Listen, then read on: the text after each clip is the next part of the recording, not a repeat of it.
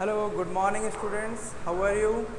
आज जो हम टॉपिक स्टार्ट करवाने जा रहे हैं वो है इलेक्ट्रिसिटी। देखिए, बहुत ही इंटरेस्टिंग टॉपिक है और मेरा काम यहाँ आपकी जस्ट अंडरस्टैंडिंग जो है वो डेवलप करना है। तो आप देखिए, यहाँ से आप इलेक्ट्रिसिटी के बारे में कंप्लीट इन्फॉर्मेशन जान पाएंगे कि इलेक्ट्रिसिटी बेसिकली है क्या। तो देखो, बहुत ही सिंपल सी बात हम करते हैं कि इलेक्ट्रिसिटी एक एनर्जी है। अब एनर्जी क्या होती है, देखिए, जब आपको पता है कि कोई भी ऑब्जेक्ट जो वर्क डन करता है बेसिकली वही उसकी एनर्जी होती है। तो यहाँ से अगर हम देखें the ability to do work, तो यहाँ से अगर आप समझें कि सर एनर्जी का मतलब the ability to do work, मतलब कोई भी कितना काम कर सकता है या किसी ने क्या काम किया है वही उसकी एनर्जी हो जाएगी। क्लियर है। अब बात ये आती है कि सर इलेक्ट्रिसिटी आप पढ़ाने जा रहे हो, इलेक्ट्रिसिटी में इस चीज़ का क्या मतलब हुआ। देखिए, बहुत इजीली मैं आपको बताने की कोशिश करता हूँ। जैसे हम लेते हैं यहाँ एक बैटरी, क्लियर है, यहाँ हम एक बैटरी लेते हैं और इससे मैं कनेक्ट कर रहा हूँ, यहाँ मैं लगा रहा हूँ एक appliance that is bulb, okay. और यहाँ हम ले लेते हैं इसका, ये ले लेते हैं हम एक की, ओके। अब आप समझने की कोशिश करना कि एक सिंपल सी चीज़ मैंने लिखी है कि एनर्जी का मतलब होता है the ability to do work, okay. ये बैटरी है, इसका काम है इस वायर में करंट फ्लो करवाना, ओके। तो करंट फ्लो ये कैसे करवाएगा वो चीज़ हम देखते हैं। जैसा कि हमें पता है कि बैटरी जो है ना सर, हम एक बात करते हैं कि ये एक सेल है, ओके। तो सेल में केमिकल एनर्जी होती है, क्लियर है। तो ये जो केमिकल एनर्जी है इसकी, उसकी वजह से ये क्या करेगा, जो भी यहाँ इलेक्ट्रॉन होंगे वायर के अंदर, उस एनर्जी से वो वर्क करेंगे। वो वर्क क्या कर रहे हैं, उस चीज़ को और अच्छे से समझने के लिए हम एक और डायग्राम बनाते हैं और मैं आपको बताता हूँ कि यहाँ से देखिए एक बार, मान लो ये हमारा वायर है, ओके। वायर है, इसका मतलब एक कंडक्टर है, इसके अंदर एक मेटेलिक वायर है। वायर के अंदर इलेक्ट्रॉन्स होते हैं, तो इलेक्ट्रॉन्स है यहाँ और इलेक्ट्रॉन्स का कोई मूवमेंट यहाँ है नहीं। तो देखिए, इलेक्ट्रॉन यहाँ जा रहा है, ये वाला यहाँ जा रहा है, ये वाला यहाँ जा रहा है, ये वाला यहाँ जा रहा है। तो अब मुझे क्या करना है, मुझे इसे वर्क करवाना है, ठीक है। वर्क करवाना है मतलब इलेक्ट्रॉन को मूव करवाना है, क्योंकि इलेक्ट्रिसिटी तभी मूव होगी, फ्लो होगी जब इलेक्ट्रॉन मूव होंगे। लेकिन इलेक्ट्रॉन तो अलग अलग डायरेक्शन में जा रहे हैं, तो इसका मतलब इसको एक सेम डायरेक्शन में लेकर जाना पड़ेगा। और देखो, यहाँ से एनर्जी के बारे में आपको पता है कि एनर्जी जो होती है बेसिकली वर्क डन के इक्वल होती है, ठीक है। और आपको ये भी पता है कि सर वर्क डन का मतलब होता है कि कभी किसी चीज़ पर फोर्स लगाएं और वो कुछ डिस्प्लेसमेंट कवर कर ले। मैंने फोर्स लगाया, कुछ डिस्प्लेसमेंट आया और वो कन्वर्ट हो गया वर्क डन में। और वर्क जो है बेसिकली वही तो एनर्जी है। देखिए, वर्क डन ही तो एनर्जी है। तो यहाँ से ये जो वायर है बेसिकली यही वायर है, इसको समझाने की कोशिश की है। तो आप बोलेंगे कि सर बैटरी जो है ना वो क्या कर रही है, वो फोर्स लगा रही है, ठीक है। और उसके फोर्स लगाने से, बैटरी इस वायर पर फोर्स लगा रही है और इसके फोर्स लगाने की वजह से ये जो इलेक्ट्रॉन है ये मूव करेंगे। अब फोर्स लगाने से जब डिस्प्लेसमेंट होता है तो क्या वर्क डन हो जाता है क्या? बिल्कुल, वर्क डन हो जाता है। क्लियर है। तो यही चीज़ हमें करनी है कि इन इलेक्ट्रॉन्स को फोर्स लगाकर एक यूनिडायरेक्शनल बनाना है, क्योंकि ये एक यूनिडायरेक्शनल नहीं है। क्लियर है। तो यूनिडायरेक्शनल बनाते हैं, तो देखो इसे मैंने यूनिडायरेक्शनल बनाया और ये इस तरीके से मूव करने लगा। इसी चीज़ को हम और अच्छे से समझ लेते हैं। देखिए, यहाँ मैं आपको अच्छे से समझाने की कोशिश करता हूँ। यहाँ मैं ले लेता हूँ एक बहुत बड़ा टैंक, ओके, और यहाँ ले लेता हूँ मैं एक छोटा टैंक, और इन दोनों टैंक में मैंने वाटर फिल किया हुआ है और इन दोनों टैंक्स को मैंने कनेक्ट कर दिया एक पाइप से। अगर मैं सिंपल सा आपसे क्वेश्चन पूछूं, देखो ये मैंने इसमें वाटर फिल कर दिया है। देखिए, बहुत आराम से पढ़ेंगे, मज़े के साथ पढ़ेंगे, ओके। तो अब ये वाटर जो है उसका डायरेक्शन क्या होगा, तो आप बहुत आराम से बता देंगे कि सर डायरेक्शन ऑफ वाटर जो होगा वो यहाँ से यहाँ होने वाला है, मतलब वाटर का ये डायरेक्शन होने वाला है। ऐसा आपने क्यों बताया? क्यों? क्योंकि आपको पता है कि सर ये बड़ा है और ये छोटा है। देखो, बड़े छोटे का अब हम साइंस की फॉर्म में एक बार इस चीज़ को देखें तो क्या आप ये मुझे बता सकते हैं कि सर ये जो वाटर जो स्टैंडिंग पोजीशन में है उसमें कौन सी एनर्जी है? उसमें है पोटेंशियल एनर्जी। तो पोटेंशियल एनर्जी है, क्या यहाँ भी पोटेंशियल एनर्जी है? आप बोलेंगे बिल्कुल सर पोटेंशियल एनर्जी है, लेकिन पोटेंशियल एनर्जी ज़्यादा किसकी है? इसकी है, और इसकी कम है। तो जो वाटर का फ्लो होगा वो high potential energy to low potential energy water का फ्लो होगा। ठीक है, तो आपको एक चीज़ समझ आ गई है कि सर हमेशा high potential to low potential, high energy to low energy ही कोई चीज़ फ्लो हो पाती है। तो इसी चीज़ को हम आगे एक बार कंटिन्यू करते हैं। देखिए हमने देखा कि high potential to low potential ही क्या होता है? इलेक्ट्रिसिटी का फ्लो हो पाता है। तो जब मैं ये सर्किट डायग्राम बना रहा हूँ तो इस बार मैं बैटरी को एक सिंबल के थ्रू बना रहा हूँ। ठीक है, ये पॉजिटिव है और ये नेगेटिव है, तो आप समझ लीजिए बड़ा वाला गेट पॉजिटिव है। तो हमें पता लग गया कि ये बैटरी जो है उसमें एनर्जी है, केमिकल एनर्जी है, उसकी वजह से जो इलेक्ट्रॉन होंगे वायर के अंदर उस पर फोर्स लगेगा और वो मूव करेंगे। ठीक है, ये मैं बल्ब बना देता हूँ, ये देखिए। तो बैटरी जो फोर्स लगाएगी उसकी वजह से इलेक्ट्रॉन मूव करेंगे। अब ये मूव कर क्यों रहे हैं? क्योंकि यहाँ बोलेंगे सर पोटेंशियल जो है ना वो अलग अलग है, पोटेंशियल में डिफरेंस है। ठीक है, पोटेंशियल में डिफरेंस है। अब बात ये आती है कि सर ये पोटेंशियल है क्या? देखो मैं आपको बता देता हूँ बेसिकली पोटेंशियल डिफरेंस क्या है। क्योंकि यही रीज़न है कि करंट फ्लो हो रहा है, वो पोटेंशियल डिफरेंस की वजह से हो रहा है। तो आप समझो किसी भी चार्ज को, ओके, किसी भी चार्ज को मैं मान लो कि कोई भी चार्ज है, जैसे मैंने बोल दिया Q है। ठीक है, Q चार्ज को मैंने 118, आप 128 वोल्ट मान लो, 128 वोल्ट से मुझे लेकर जाना है 118 वोल्ट पर। ठीक है, तो इतने वोल्ट से इतने वोल्ट पर लेकर जाना है, क्योंकि high voltage to low voltage ही क्या होगा? चार्ज का फ्लो होगा। तो यहाँ से यहाँ ले जाने के लिए मुझे जो वर्क डन करना पड़ेगा दैट इज पोटेंशियल डिफरेंस। तो देखो यहाँ हमारे पास एक फॉर्मूला आ चुका है, V = W/Q। बहुत ही सिंपल सा फॉर्मूला है। ओके, Q क्या है? Q चार्ज है। देखो Q है हमारा चार्ज। अब आप बोलेंगे सर ये चार्ज कहाँ से आ गया? तो देखो चार्ज जब फ्लो होता है तो फ्लो ऑफ चार्ज को ही हम क्या बोलते हैं? इलेक्ट्रिक करंट बोलते हैं। तो बेसिकली करंट जो फ्लो हो रहा है वो क्या है? अब मैं यहाँ से आपको लिखवा दूँ, करंट को I से रिप्रेजेंट करते हैं और करंट को बोलते हैं flow of charge. Okay, flow of charge. देखिए मैं कम टाइम में आपको ज़्यादा पढ़ाने की कोशिश कर रहा हूँ, कम टाइम में आपकी अंडरस्टैंडिंग डेवलप हो जाए, वही मेरा मोटिव है। तो इसलिए मैं बहुत ज़्यादा टाइम नहीं लूँगा आपका, बहुत कम टाइम में आपको करवाने की कोशिश करूँगा। ये सारा कॉन्सेप्ट आपको क्लियर हो चुका है कि करंट क्यों फ्लो हो रहा है, क्लियर है। अब बात ये आती है कि सर जब हम बात करते हैं करंट के फ्लो की तो हम बोलते हैं कि जो करंट का जो फ्लो है वो इलेक्ट्रॉन के फ्लो के ऑपोजिट डायरेक्शन में होता है। और हमने जैसा देखा कि यहाँ जो वायर है उसमें इलेक्ट्रॉन्स ही होते हैं। ठीक है, इसका मतलब अगर इलेक्ट्रॉन का फ्लो यूँ हो रहा है, इलेक्ट्रॉन का फ्लो, तो करंट का फ्लो क्या होगा? इसके ऑपोजिट डायरेक्शन में होगा। तो अगर हम डेफिनेशन देखें तो the flow of positive charge, okay, जो करंट की डायरेक्शन होगी वो किस में होगी? वो पॉजिटिव चार्ज जिस डायरेक्शन में फ्लो हो रहा होगा उसी डायरेक्शन में करंट की डायरेक्शन होगी। तो आप बोलेंगे कि सर इलेक्ट्रॉन के ऑपोजिट क्यों नहीं बोला? क्योंकि जिस समय ये फाइंड किया गया था उस समय इलेक्ट्रॉन के बारे में इतनी नॉलेज थी नहीं। ठीक है, इलेक्ट्रॉन के बारे में पता नहीं था, ये बाद में पता लगा। पहले पॉजिटिव चार्ज की डायरेक्शन में ही करंट की डायरेक्शन होती है, ये चीज़ हमें पता लगी है। ठीक है, तो आप ये चीज़ समझ सकते हैं कि बेसिकली आप यहाँ से देखें तो आप बोलेंगे कि सर जो करंट होता है ना वो है क्या? फ्लो ऑफ चार्ज के इक्वल है। तो फ्लो ऑफ चार्ज मतलब फ्लो ऑफ इलेक्ट्रॉन। तो आप ये भी बोल सकते हैं कि सर कितने नंबर ऑफ इलेक्ट्रॉन फ्लो होंगे, उस चीज़ को ही आप क्या बोल सकते हैं? फ्लो ऑफ करंट बोल सकते हैं कि कितने नंबर ऑफ इलेक्ट्रॉन्स फ्लो होंगे। क्लियर है? या फिर एक सिंपल सी चीज़ आप ये देख सकते हैं, देखो अब कितने नंबर ऑफ इलेक्ट्रॉन फ्लो होंगे वो हम फाइंड करेंगे टाइम के रेस्पेक्ट में। तो I = NE/T आप ऐसा बोल सकते हैं। और या फिर आप सिंपली बोल सकते हैं कि कितने कूलम चार्ज फ्लो होगा इतने सेकंड में from a cross section area, उसको भी हम करंट बोल देंगे। क्लियर है? तो बेसिकली जो Q है वो क्या है? NE है।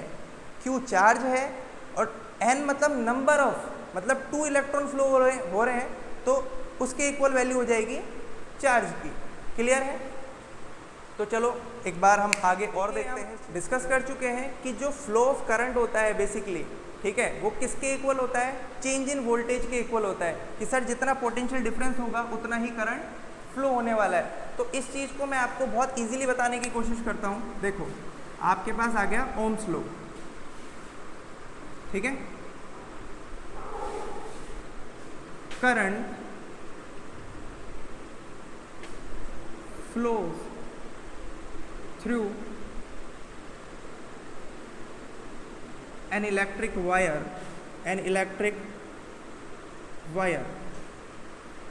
ओके। जो करंट फ्लो होता है किसी भी इलेक्ट्रिक वायर में is directly proportional to the potential difference, okay. तो पोटेंशियल डिफरेंस के डायरेक्टली प्रोपोर्शनल होगा, लेकिन यहाँ मेन कंडीशन ओम्स लॉ में आप देखेंगे तो देखो यहाँ कंडीशन है और वो बहुत इंपॉर्टेंट कंडीशन है। व्हेन ये सारी चीज़ें मतलब जो करंट फ्लो हो रहा है वायर से वो डायरेक्टली प्रोपोर्शनल होगा पोटेंशियल डिफरेंस के, लेकिन कब? When all the physical condition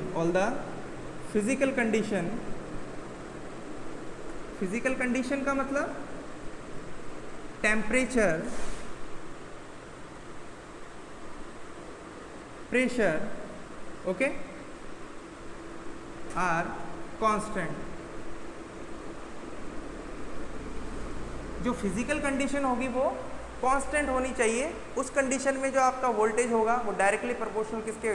basically current flow जो हो रहा है वो डायरेक्टली प्रोपोर्शनल हो जाएगा वोल्टेज के। तो आप यहाँ I directly proportional to V कर सकते हैं, ओके। अब देखो कोई चीज़ डायरेक्टली प्रोपोर्शनल है, इसका मतलब अगर मैं इसे इंक्रीज़ करूँगा तो ये भी इंक्रीज़ होगा, इसे डिक्रीज़ करूँगा तो ये भी डिक्रीज़ होगा। क्लियर है? इस चीज़ को अगर आप और यहाँ देखें तो आप बोल सकते हैं कि sir V directly proportional to I भी बोल सकते हैं, एक ही बात है, ठीक है।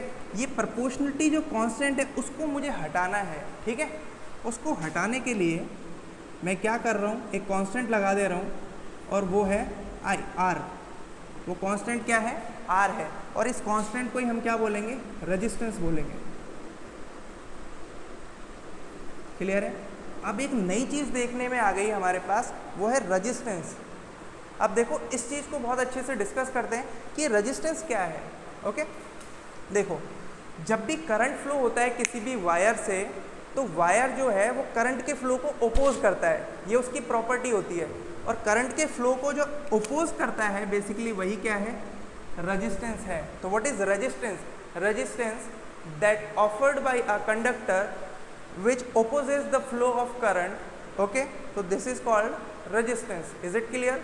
तो रेजिस्टेंस को अब हम एक बार रेजिस्टेंस को बहुत अच्छे से डिस्कस करेंगे। उससे पहले मैं ओम्स लॉ का वेरिएशन जो है वो आपको एक डायग्राम के थ्रू, ओम्स लॉ हमने डिस्कस किया उसी को मैं एक ग्राफिकल फॉर्म में आपको बता देता हूँ। मान लो कि आपने एक एक्सपेरिमेंट किया है, उस एक्सपेरिमेंट में आपने इस तरीके से 4 बैटरीज लगा दी हैं। क्लियर है?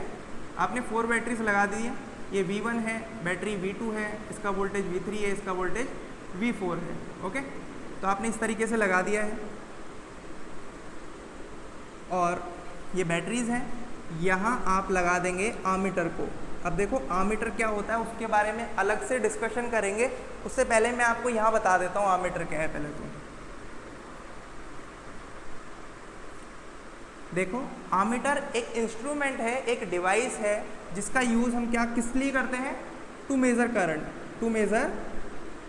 करंट, ठीक है। करंट को मेज़र करते हैं। अब कई बार एग्जाम में इस टाइप के क्वेश्चन आपको देखने को मिलेंगे कि ये करंट को मेज़र कर रहा है तो इसे मैं किस तरीके से लगाऊं, ठीक है। ये सीरीज़ में लगाते हैं, मैं आपको सीरीज़ और पैरेलल कनेक्शन के बारे में अलग से बताऊंगा, लेकिन फिर भी बता देता हूं कि सीरीज़ में लगाते हैं, ठीक है, ओके। इस चीज़ को और डिस्कस करेंगे। तो यहाँ से हम एक चीज़ देख लेते हैं। ये मैंने एक की ले ली है, ओके। तो आप बोलेंगे कि सर जब आप बैटरी V1 को कनेक्ट करते हो, मतलब मान लो कि V1 का जो वोल्टेज है वो है 2 वोल्ट, तो जब मैं सिर्फ V1 को कनेक्ट करता हूँ बैटरी को तो मेरा आमीटर करंट की एक वैल्यू शो करता है और यहाँ से उस करंट की वैल्यू को मैं I1 बोल देता हूँ, that is 0.1 ampere. Okay, ampere current की यूनिट है। अगर मेरा वोल्टेज मान लो ये 2 वोल्टेज की है, ठीक है, तो ये 2 वोल्ट है। जब मैं 2 बैटरी कनेक्ट कर देता हूँ सीरीज में तो वोल्टेज ऐड हो जाएगा और वोल्टेज हो जाएगा मेरा 4 वोल्ट, ठीक है। तो वहाँ मैंने देखा कि मेरे जो करंट की वैल्यू है वो 0.2 एम्पियर आ गई, ठीक है। फिर मैंने थर्ड वाले को भी कनेक्ट कर दिया वोल्टेज को, तो 2 + 2 + 2 6 वोल्ट हो गया और मेरा जो करंट है I3 वो आ गया 0.3 एम्पियर। ओके, V4 के बारे में मैं बात करूं तो अब मेरा हो गया है 8 वोल्ट और जो मेरा करंट आ रहा है I4 वो आ रहा है 0.4 एम्पियर, ठीक है। तो यहाँ आप मैथ्स अगर आप पढ़ते हो तो वहाँ से भी देख सकते हो कि सर वोल्टेज और करंट का जो रेशियो है देखिए बिल्कुल सेम आ रहा है। रेशियो सेम आने का मतलब हो गया कि वो एक दूसरे के प्रोपोर्शनल है, मतलब जितना ये इंक्रीज होगा उतना ये इंक्रीज होगा। देखो जब भी कोई डायरेक्टली प्रोपोर्शनल होती है दो चीज़ें तो वो स्ट्रेट लाइन बनाती है। जब ग्राफ में हम ड्रॉ करेंगे, देखो यहाँ से अगर मैं ग्राफ ड्रॉ करके बताऊँ आपको, ये हमारा वोल्टेज मैं ले लेता हूँ यहाँ 0 वोल्ट, उसके बाद 2 volt, 4 volt, 6 volt and 8 volt. Current की वैल्यू यहाँ अपन वोल्टेज का वेरिएशन देख रहे हैं और यहाँ करंट का वेरिएशन देख लेते हैं, ठीक है। करंट का जो वेरिएशन हो रहा है वो हो रहा है 0.1, 0.2, 0.3 एंड 0.4। तो देखिए 2 वोल्ट पर जो करंट की वैल्यू है वो है 0.1, 4 वोल्ट पर है वो है 0.2, 6 वोल्ट पर है वो है 0.6, 0.3 और 8 वोल्ट पर है वो है 0.4। तो आप अगर यहाँ से देखेंगे तो आपको पता लगेगा ये स्ट्रेट लाइन ही है बेसिकली, ठीक है। तो एक स्ट्रेट लाइन फॉर्म हो रही है, क्लियर है। तो यहाँ से ये ओम्स लॉ को पूरा अच्छे से आप स्टडी कर सकते हो। आप ये समझ सकते हो कि सर जब फिजिकल कंडीशन जैसे टेम्परेचर और प्रेशर को अगर अपन कांस्टेंट रख ले, देखो टेम्परेचर कांस्टेंट का मतलब हो गया अगर रूम टेम्परेचर पे कर रहे हो तो उसकी वैल्यू हमेशा 25 डिग्री सेल्सियस ली जाती है। तो उस कंडीशन में क्या होगा, जो करंट फ्लो हो रहा है किसी भी वायर में वो डायरेक्टली प्रोपोर्शनल हो जाएगा अप्लाइड वोल्टेज के, ठीक है। जितना भी वोल्टेज है उसके डायरेक्टली प्रोपोर्शनल। और जब चीज़ें डायरेक्टली प्रोपोर्शनल होती हैं तो वो स्ट्रेट लाइन ग्राफ के थ्रू हम शो कर सकते हैं। तो देखिए मैं थोड़ा जल्दी पढ़ाने की कोशिश इसलिए कर रहा हूँ क्योंकि आप अगर वीडियो को रिपीट करके देख सकते हैं, पॉज करके स्क्रीनशॉट जो भी है आप देख लीजिए, अदरवाइज वीडियो जो है बहुत लॉन्ग हो जाएगा। तो देखिए अब हम आगे स्टडी करते हैं इस चीज़ की। हमने ओम्स लॉ देख लिया, रेजिस्टेंस के बारे में थोड़ी सी बात की थी, अब बात करते हैं कि रेजिस्टेंस है क्या। देखिए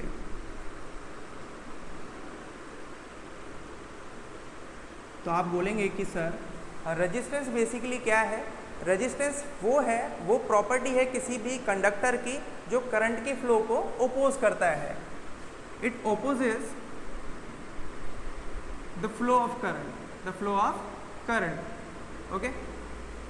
तो आप बोलेंगे कि सर ये करंट के फ्लो को ओपोज करता है, तो बेसिकली ये क्यों ओपोज करता है, कैसे ओपोज करता है। इसका मतलब अगर मैं इसकी डिपेंडेंसी देखूं कि किन किन चीज़ों पे ये डिपेंड है, ठीक है, तो आप यहाँ से बहुत इजीली ये समझ सकते हैं कि सर जितना लंबा वायर होगा उतना ही ज़्यादा रेजिस्टेंस होगा। इसका मतलब जो आपका रेजिस्टेंस है वो डायरेक्टली प्रोपोर्शनल होगा लेंथ ऑफ वायर के, क्लियर है। डायरेक्टली प्रोपोर्शनल होगा लेंथ ऑफ वायर के। क्यों? क्योंकि एक लॉन्ग डिस्टेंस कवर करनी पड़ेगी इलेक्ट्रॉन को वर्क करने में। हमने स्टार्टिंग में ही पढ़ा था कि इलेक्ट्रॉन को एक पॉइंट से दूसरे पॉइंट तक जाना है, तो जाने में ज़्यादा डिस्टेंस कवर करनी पड़ेगी। इसका मतलब ज़्यादा रेजिस्टेंस ऑफर होगा, तो जितना ज़्यादा लेंथ उतना ज़्यादा रेजिस्टेंस होगा।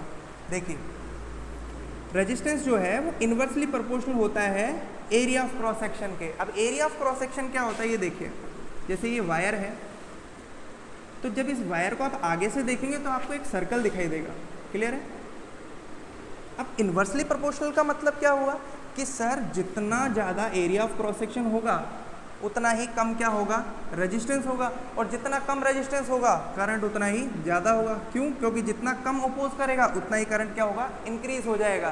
तो एरिया ऑफ क्रॉस सेक्शन ऐसा क्यों हो रहा है कि एरिया ऑफ क्रॉस सेक्शन अगर मैं बढ़ा रहा हूँ, इंक्रीज कर रहा हूँ, तो रेजिस्टेंस कम हो रहा है। देखो ये एरिया जितना ज़्यादा होगा उतने ज़्यादा इलेक्ट्रॉन जो है वो क्रॉस कर पाएंगे, किसको, इस एरिया को। जितने ज़्यादा इलेक्ट्रॉन क्रॉस कर पाएंगे उतना ही करंट क्या होगा, इंक्रीज होगा। तो ये एक रीज़न है, क्लियर है। दो चीज़ें ये हो गई। थर्ड जो मैं चीज़ बता रहा हूँ आपको, देखो पहली तो लेंथ के डायरेक्टली प्रोपोर्शनल, सेकंड हो गया एरिया ऑफ क्रॉस सेक्शन के इन्वर्सली प्रोपोर्शनल, थर्ड हमारा हो गया इट डिपेंड ऑन द, आप यहाँ से देखो, it depend on the material. देखो मटेरियल पे डिपेंडेंसी का मतलब समझ नहीं आया कि सर मटेरियल पे डिपेंडेंसी, देखो जितने भी मेटल है, सिल्वर हो गया, गोल्ड हो गया, कॉपर हो गया, आयरन हो गया, एल्यूमिनियम हो गया, ये जितने भी मेटल है उन सब की कंडक्टिविटी डिफरेंट होगी, इसका मतलब सबका रेजिस्टेंस अलग अलग होगा। तो वो मटेरियल, टाइप ऑफ मटेरियल पे इसकी डिपेंडेंसी होती है। और अगर मैं लास्ट कंडीशन इसकी लिखूं तो लास्ट कंडीशन क्या हो जाएगी बताइए, लेंथ के डायरेक्टली प्रोपोर्शनल है, इन्वर्सली प्रोपोर्शनल हो गया ये एरिया ऑफ क्रॉस सेक्शन के, और लास्ट कंडीशन हो जाएगी टेम्परेचर। ठीक है, टेम्परेचर मतलब कि जितना ज़्यादा टेम्परेचर इंक्रीज होगा रेजिस्टेंस भी उतना ज़्यादा इंक्रीज होगा, ये डायरेक्टली प्रोपोर्शनल होता है रेजिस्टेंस के। ठीक है, तो इन सारी चीज़ों को मैं एक साथ लिख लूँ, क्योंकि ये जो है यही वैल्यूज़ है हमारी, टेम्परेचर और वो चीज़ हम कांस्टेंट अगर कर देंगे तो आप यहाँ देखेंगे कि सर आपका जो रेजिस्टेंस है वो डायरेक्टली प्रोपोर्शनल होगा एल के और इन्वर्सली प्रोपोर्शनल होगा ए के। ठीक है, जैसे प्रोपोर्शनलिटी कांस्टेंट हमने लास्ट क्वेश्चन में हटाया था वैसे ही मैं यहाँ हटाऊंगा और यहाँ से वो वैल्यू बन जाएगी मेरी, देखो मैं इसको हटा रहा हूँ और ये बन जाएगा रो स्मॉल एल अपॉन ए। यहाँ जो ये रो है ये प्रोपोर्शनलिटी कांस्टेंट है और इसे हम रेजिस्टिविटी भी बोलते हैं। क्लियर है, रेजिस्टिविटी। अब कई बार क्वेश्चन ये आ जाता है कि अगर किसी वायर की लेंथ 2 मीटर से 5 मीटर कर दी जाए तो रेजिस्टिविटी इंक्रीज होगी, डिक्रीज होगी, या फिर इसमें क्या चेंज आएगा। तो देखो रेजिस्टिविटी किसी भी मेटल की या किसी भी कंडक्टर की फिक्स होती है। ठीक है, वो डिपेंड करती है बेसिकली टाइप ऑफ मटेरियल पे कि कौन सा मटेरियल आपने यूज़ किया है। अगर आप आयरन यूज़ कर रहे हैं, आप एल्यूमिनियम यूज़ कर रहे हैं, आप सिल्वर या फिर कोई भी गोल्ड यूज़ कर रहे हैं, तो सबकी रेजिस्टिविटी बेसिकली एक पर यूनिट लेंथ, आप बात करेंगे कि सर एक पर यूनिट लेंथ के रेस्पेक्ट में लेते हैं तो सबकी रेजिस्टिविटी बेसिकली क्या होती है, फिक्स होती है। तो इस टाइप का क्वेश्चन आपको एग्जाम में कई बार देखते हैं। अब हमने देखा रेजिस्टिविटी के बारे में, देखा रेजिस्टेंस के बारे में, देखा कि रेजिस्टेंस का जो फॉर्मूला है वो है रो स्मॉल एल अपॉन ए, कैसे इसकी डिपेंडेंसी किस चीज़ पर होती है, वो सारी चीज़ें हमने डिस्कस कर ली हैं। अगर मैं बात करूं तो अगर हम हमारे इलेक्ट्रिक सर्किट की बात करें, देखो इलेक्ट्रिक सर्किट, तो इलेक्ट्रिक सर्किट क्या है, तो आप बोलेंगे कि सर इलेक्ट्रिक सर्किट एक क्लोज पाथ है। ठीक है, एक क्लोज पाथ है, तो इस क्लोज पाथ में क्या होगा, जैसे मान लो कि एक तो मैंने अप्लायंस लगा दिया, ठीक है, यहाँ मैंने लगा दी एक बैटरी, यहाँ मैंने लगा दी एक की, ओके, आप आमीटर भी लगा देंगे, तो आमीटर बेसिकली इसका नेगेटिव तो आमीटर का पॉजिटिव होना चाहिए, इस तरीके से आप लगा सकते हैं। ठीक है, तो एक क्लोज पाथ क्यों चाहिए, ताकि करंट का फ्लो कंटिन्यूअस हो सके। ओके, तो to flow the current in a continuous way, okay, हम क्या करते हैं, हमने एक शेप डिज़ाइन किया, या आप शेप नहीं बोल सकते, आप ये बोल देंगे कि सर इस तरीके से हमने अरेंजमेंट किया कि एक क्लोज पाथ बन जाए। क्लियर है, तो इस क्लोज पाथ में हमें देखो ये वायर है, वायर क्या है, रेजिस्टेंस ही है। तो अब बात करते हैं कि सर रेजिस्टेंस को किस किस वे में अपन कनेक्ट कर सकते हैं। तो देखिए, तो रेजिस्टेंस का मैं कनेक्शन आपको बताने जा रहा हूँ, और कनेक्शन में हम ये चीज़ देखेंगे कि कनेक्शन कितने टाइप के होते हैं और कनेक्शंस, किस कनेक्शन का क्या एडवांटेज है और क्या डिसएडवांटेज है। तो इस चीज़ को आगे हम एक बार कंटिन्यू करते हैं। देखिए, अब हम रेजिस्टेंस का कनेक्शन एक बार देखने जा रहे हैं। तो सबसे पहले मैं बात करता हूँ series connection, series connection. Okay, अब देखिए सीरीज़ कनेक्शन का क्या मतलब है। तो आप बोलेंगे कि सर अगर रेजिस्टेंस इस तरीके से कनेक्टेड है, मतलब ये रेजिस्टेंस का साइन है, इस रेजिस्टेंस का लास्ट कॉर्नर जो है वो किसी सेकंड कनेक्शन रेजिस्टेंस का फर्स्ट कॉर्नर होगा, और ये इस तरीके से। क्लियर है, तो देखो यहाँ अब आपके दिमाग में एक चीज़ आ रही होगी कि सर ये आपने बैटरी बना दी है, ठीक है, यहाँ हमने क्या किया, हमने एक की लगा दी, ओके, और मैंने इसको क्लोज कर दिया, तो ये क्या मेरा बन गया, मेरा इलेक्ट्रिक सर्किट बन गया। क्या बैटरी लगाने से करंट फ्लो होगा? बिल्कुल करंट फ्लो होगा। ये रेजिस्टेंस हम लेट कर लेते हैं, ये R1 है, ये R2 है और ये R3 है, ठीक है। सीरीज कनेक्शन है तो जो करंट फ्लो होगा वो तीनों रेजिस्टेंस से सेम करंट फ्लो होगा। मतलब अगर ये I करंट ऑफर कर रहा है अपना V वोल्टेज बैटरी, तो इससे भी I करंट फ्लो होगा, इससे भी और इससे भी। तो आप देखेंगे कि सर पोटेंशियल अगर आप देखें तो इसका जो पोटेंशियल है, यहाँ जो पोटेंशियल होगा वो V1 होगा, यहाँ V2 होगा और यहाँ V3 होगा। तो यहाँ से एक चीज़ ये समझ आ रही है कि सर सीरीज़ कनेक्शन जब आप कर रहे हो तो आपका जो करंट है वो तो सेम है, लेकिन वोल्टेज क्या है, डिफरेंट है। तो इस चीज़ को अगर अपन समझें, देखो जो चीज़ अलग है मैं उसी को पिक कर रहा हूँ, तो ये जितना भी वोल्टेज ड्रॉप होगा क्या उनका सम इस वोल्टेज के इक्वल होगा? बिल्कुल, क्योंकि ये क्या है, बेसिकली आप समझ पा रहे हैं कि सर टोटल इतना है, तो ये कितना भी ब्रेक हो जाए इनका सम किसके इक्वल रहने वाला है, V के रहने वाला है। तो अगर आप यहाँ से देखें तो V is equal to V1 plus V2 plus V3 आप लिख सकते हैं, ठीक है। V इज इक्वल टू क्या होता है, हमने पहले डिस्कस कर चुके हैं ओम्स लॉ में, V इज इक्वल टू होता है IR, ओके। V1 मतलब इस रेजिस्टेंस से जो करंट फ्लो हो रहा है उसके थ्रू जो वोल्टेज ड्रॉप हो रहा है, वोल्टेज डिफरेंस आ रहा है, दैट इज V1, ओके। तो ये हो जाएगा IR1 क्योंकि करंट तो सेम ही है, ये हो जाएगा IR2 और ये हो जाएगा IR3, ठीक है।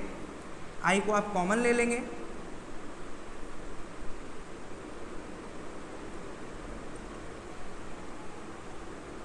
I से I कैंसिल हो गया और हमारा जो टोटल रेजिस्टेंस है सीरीज केस में वो क्या आ गया, R1 plus R2 plus R3। तो आप बोलेंगे कि सर सीरीज कनेक्शन में जो भी हमारे रेजिस्टेंसेस है हम उनको क्या कर देते हैं, जस्ट ऐड कर देते हैं। मान लो एक सिंपल सा मैं एग्जांपल करा देता हूँ, वैसे मैं न्यूमेरिकल्स के लिए अलग से सीरीज़ बनाने वाला हूँ क्योंकि ये बहुत लॉन्ग हो जाएगा वीडियो, ठीक है। देखो हम लेट कर लेते हैं कि R1 जो है हमारा 2 ओम है, ये 3 ओम है और ये 4 ओम है, ओके। 2, 3 और 4 ओम है। तो अगर आप देखें टोटल रेजिस्टेंस कितना होगा, तो आप बोलेंगे कि सर हम ऑलरेडी डिस्कस कर चुके हैं कि सीरीज में टोटल रेजिस्टेंस क्या होता है, जस्ट उन्हें ऐड कर देते हैं। तो 2 प्लस 3 प्लस 4, 7 प्लस 2 कितना हो गया, 9। तो 9 ओम सीरीज में हमारा क्या हो गया, टोटल रेजिस्टेंस हो गया। याद रखनी है, बहुत इंपॉर्टेंट चीज़ है कि करंट जो होता है वो सबसे सेम फ्लो होता है, पोटेंशियल अलग अलग होता है। इसका मतलब कि जब भी आपको फाइंड करने को बोलेगा तो कभी भी ये नहीं बोलेगा कि इस रेजिस्टेंस से कितना करंट फ्लो हो रहा है या इससे कितना करंट फ्लो हो रहा है, क्योंकि उसे पता है कि सीरीज में करंट क्या होता है, सेम होता है। तो हमेशा आपसे जो क्वेश्चन पूछा जाएगा वो पोटेंशियल ड्रॉप पूछा जाएगा, आपसे पूछा जाएगा what is the potential difference या potential drop across 2 ohm resistance, across 3 ohm और across 4 ohm resistance, okay. Copy करिए। फिर इसका नेक्स्ट कनेक्शन देखते हैं, वो होगा हमारा पैरेलल कनेक्शन। देखिए जैसे हमने सीरीज कनेक्शन देखा, अब हम देखते हैं पैरेलल कनेक्शन।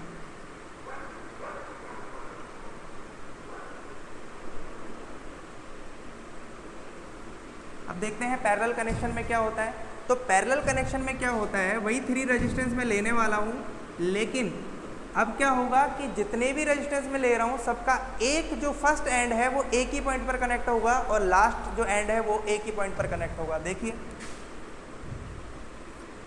ये जो रेजिस्टेंस है 2, इनका एक एंड इस पॉइंट पर, इसका इस पर और आगे इस तरीके से। ये R1 है, ये R2 है और ये R3 है, ठीक है।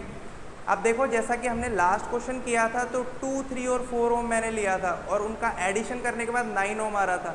तो सीरीज कनेक्शन में हमेशा जो आपका टोटल रेजिस्टेंस आएगा वो आपके लार्जेस्ट रेजिस्टेंस से क्या होगा, ज़्यादा होगा।